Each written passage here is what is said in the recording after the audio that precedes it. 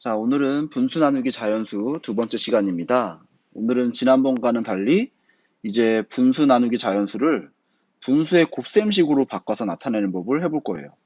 그럼 지난 시간과 같이 문제를 한번 풀어보죠. 3분의 2 나누기 4. 자, 이 분자가 이 자연수를 안 나눠줘요. 그때 어떻게 한다고 했냐면은 이 분자가 이 자연수로 나눠줄 수 있게 바꾼다고 했어요. 배수를 생각해서. 그럼 2의 배수 뭐가 있죠? 2의 배수는 9구단 2은 2, 2, 4, 2, 3, 6 뭐 이렇게 나가는데 4로만 바꿔도 4로 나눠지죠. 뒤에 있는 4로. 그러면 이 2를 4로 바꾸기 위해서는 곱하기 2, 얘도 곱하기 2 하면은 이 3분의 2가 어떻게 바뀌냐면은 3분의 2에다가 곱하기 분모 분자에 똑같이 곱하기 2를 해서 6분의 4로 바꿔준 다음에 나눗셈을 하면 되겠죠. 그러면 6분의 4 나누기 4 그러면은 6분의 4 나누기 4 해서 답은 6분의 1 이렇게 구할 수가 있어요.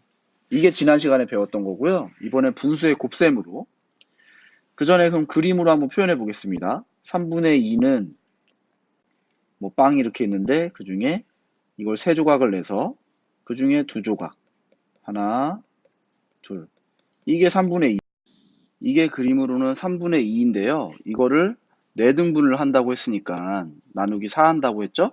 그럼 4등분으로 다시 조각을 내보면은 이렇게 그래서 4등분을 만들 수가 있죠.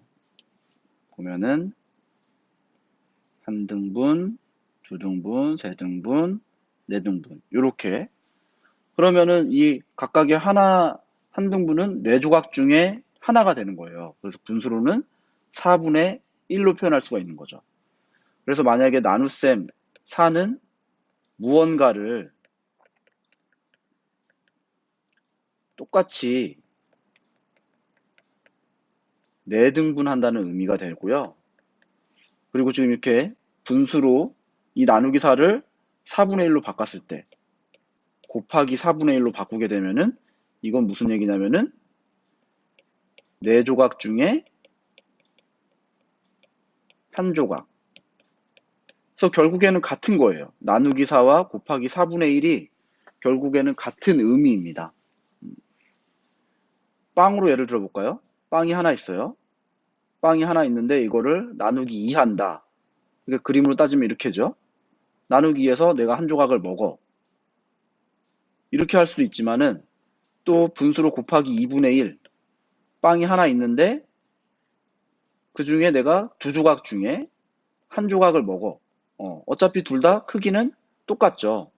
그래서 이렇게 나누기 4를 곱셈으로 바꿀 때 분수로 바뀌면서 곱셈으로 바꿔서 표현해도 똑같다라는 거고요.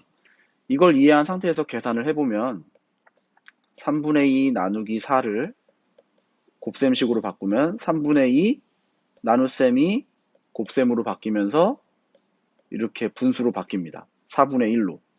계산해보면 12분의 2가 되고요. 12분의 2는 약분하면은 6분의 1이 돼요. 그래서 아까 우리가 처음에 지난 시간과 같은 방법으로 계산했을 때랑 답이 똑같아지는 거죠.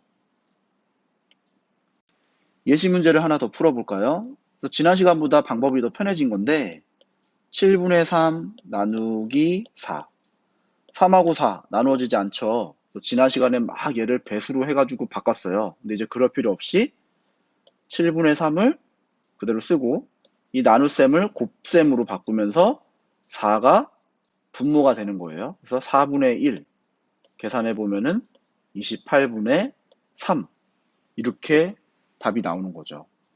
하나 더 해볼까요?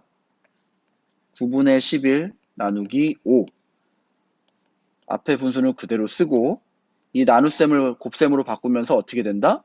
얘가 분수가 된다.